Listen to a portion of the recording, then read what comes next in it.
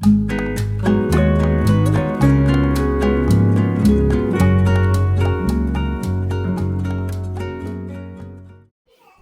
Viewers, how are you? Welcome back to my YouTube channel. अच्छा जी, आज हमारे घर में बन रही है दावत इफ्तार और उसकी तैयारी हो रही है। तो मैंने सबसे पहले जो है मटन बनाने के लिए रख दिया। मटन आपको पता है मैं कुकर में बनाती हूँ, और मतलब मैंने बहुत बहुत तरीक़ों से मटन बना के ट्राई किया, लेकिन ये जो कुकर में डाल के बनाया जाता है ना, ये वाला मेथड बेस्ट है। और ये मैंने डिज़र्ट बनाया था साथ। ये डिज़र्ट जो था ये मैंने लास्ट वीडियो में शायद आपको दिखाया था, बनाना बताया था। तो मैंने यूट्यूब शॉर्ट्स वीडियो पे ना देखा था, तो मुझे बड़ा अच्छा लगा था, तो मैंने फ़ौरन ट्राई किया था, तो काफ़ी मज़े का बन के आया था। तो आज सेकंड टाइम मैंने इसको ट्राई किया। मैंने कहा दावत में ये भी हो जाएगा। आजकल ना दिल भी करता है, थोड़ी थोड़ी गर्मी भी आ रही है, जैसे रमज़ान आ रहा है।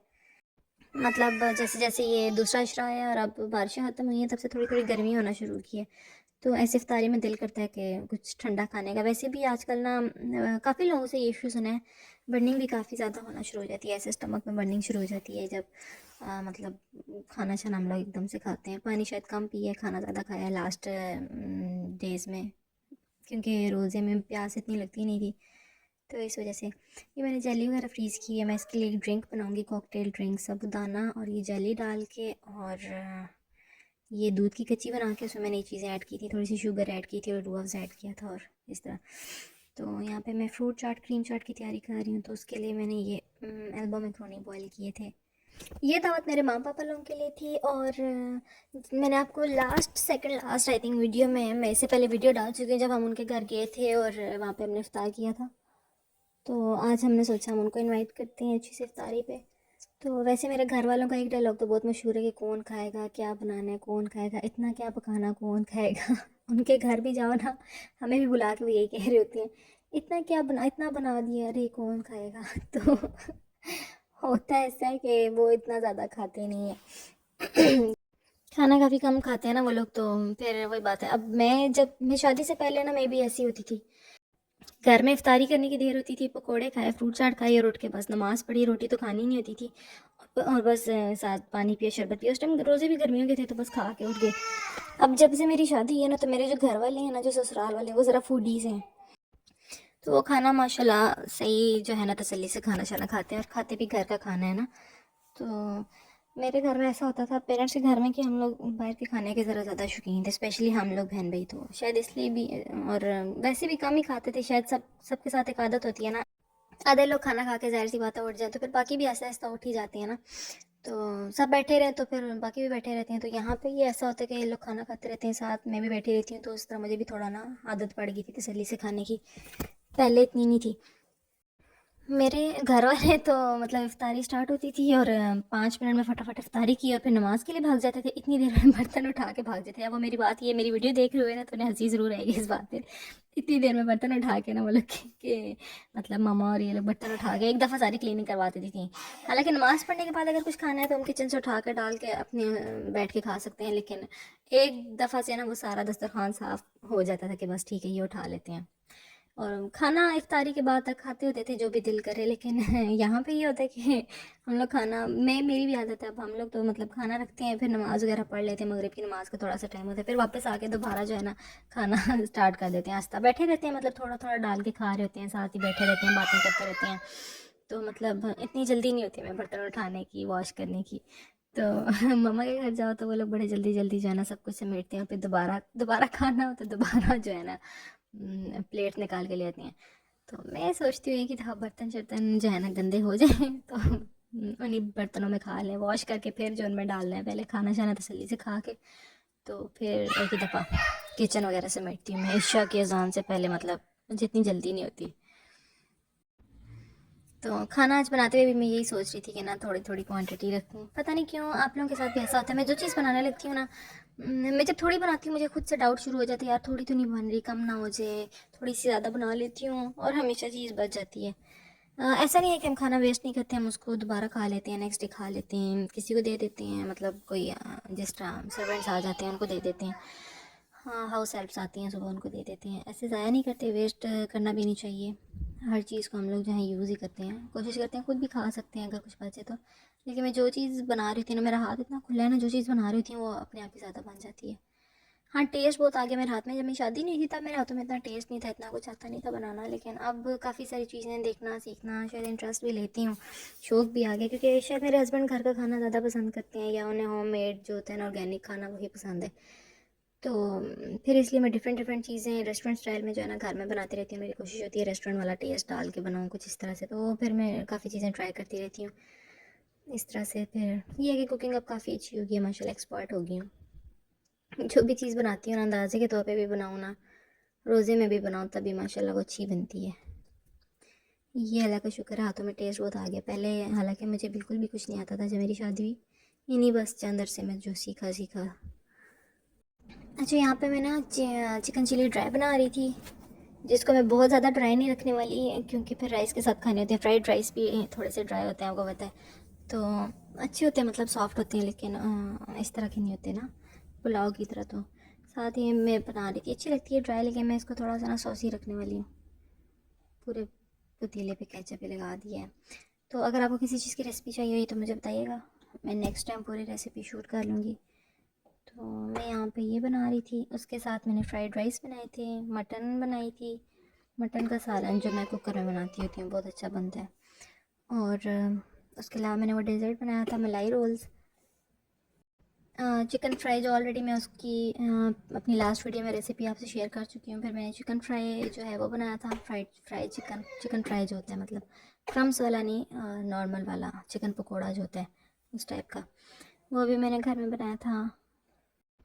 साथ मैंने लच्छे वाले पकोड़े बनाए थे, सब चीज़ें ग्रेट करके जो बनाते हैं ना, उस तरह से। और ये साबूदाना की ड्रिंक बनाई थी। अच्छा, इसमें हम एंड पे सेसमे सीड्स ऐड करेंगे, ये मेरे पास पड़े हुए थे तो ऐड कर देती हूँ, इससे बड़ी अच्छी लुक आती है चाइनीज़ खानों में स्पेशली।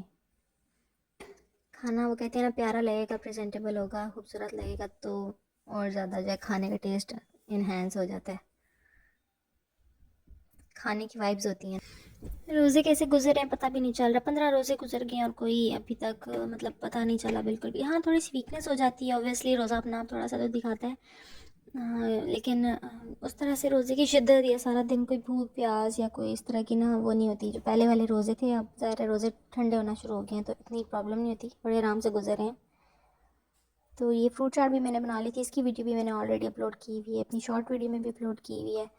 तो इस फ्रूट चाट का ना मैं जैसे रशियन सैलड का टेस्ट नहीं होता, ये वैसे बनाती हूँ मैं, थोड़ा थिक सा करके, क्रीमी सा करके। फिर यहाँ पे मैंने सोचा मैं फ्राइड राइस बनाना स्टार्ट कर देती हूँ, टाइम जैसे जैसे गुजरा है। अच्छा, स्टार्ट जैसे ही रमज़ान होता है ना, तो पता नहीं पहले रोज़े में बड़ी एक्साइटमेंट होती है, हम लोग 3:30 4 बजे किचन में चले जाते हैं। तो 4 बजे भी मैं किचन में गई, पहले रोज़ा जब था, तो पता नहीं इफ्तारी बनाते बनाते भी ना, जब मैं चीज़ें टेबल पर रख रही थी तो अजान स्टार्ट हो गया, मतलब टाइम ही नहीं मैनेज हुआ। और अब मतलब ये तो चलें दावत है ना, लेकिन नॉर्मली मैं इफ़्तार में 2-3 चीज़ें जो भी घर के लिए बनाती हूँ ना, अब मैं 5 बजे भी किचन में जाती हूँ ना, तो मैं मतलब इफ़्तार से पहले फ्री हो जाती हूँ। आई नो कि वक्त टाइम आगे आगे हो रहा है, लेकिन अब मैं 1 घंटे के अंदर मतलब ना सारा बना लेती हूँ, पता नहीं चलता, एकदम से स्पीड बढ़ जाती है, वो चीज़ रूटीन का हिस्सा बन जाती है। रमज़ान जब ख़त्म होता है ना, तो बड़ी वो वाली रूटीन हम लोग मिस करते हैं। ईद के बाद जैसे ही हम लोग ईद पे गाँव वगैरह जाते हैं ना, तो गाँव से जैसे ही घर आना, एकदम से एंटर होना, तो इस तरह लगता है जैसे पता नहीं क्या बिछड़ गया है, क्या चला गया है। रमज़ान की एक अलग ही वाइब्स होती हैं, रमज़ान आता भी है ना, घर में बड़ी एक्साइटमेंट वाला माहौल हो जाता है, बड़ा जो है ना प्लेयर आता है, इफ्तार बनाते हुए, सहरी बनाते हुए, बड़ी अच्छी रूटीन बन जाती है, 2 टाइम का खाना खाने की भी आता है। तो बड़ा इबादत करनी, नमाज लाजमी पढ़नी है, और बाकी सारी चीज़ें भी, तो बड़ा एक अंदर ना एक सुकून होता है। अब नेकी कोई कर लो ना, तो वैसे भी दिल में ना होता है कि कुछ पढ़ा है, कुछ किया है, तो ऐसे सुकून आ जाता है, तसल्ली हो जाती है। तो जैसे ही ईद के बाद वापस आओ, ईद की भी बड़ी जल्दी होती है, एक्साइटमेंट भी होती है, उसके बाद ना ऐसा लगता है जैसे कुछ ना मिसिंग है, वही पुरानी वाली रूटीन शुरू हो जाती है, बिज़ी बिज़ी बिज़ी।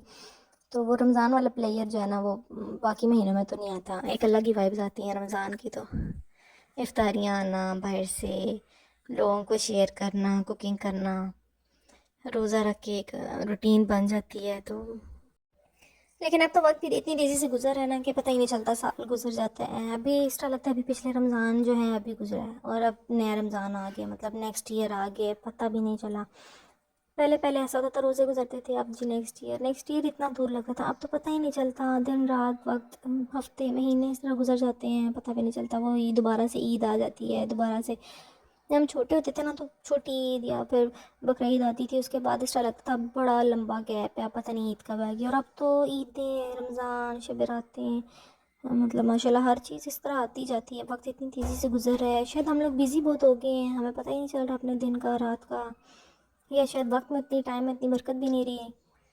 तो खैर एनीवेज़, यहाँ पे मैं इफ्तारी बनाती तसल्ली से मैं ना ज़रा आहिस्ता आहिस्ता दिन को ही शुरू कर दी थी इफ्तारी बनाना काफ़ी टाइम पहले, ताकि ना आहिस्ता आहिस्ता बना लें।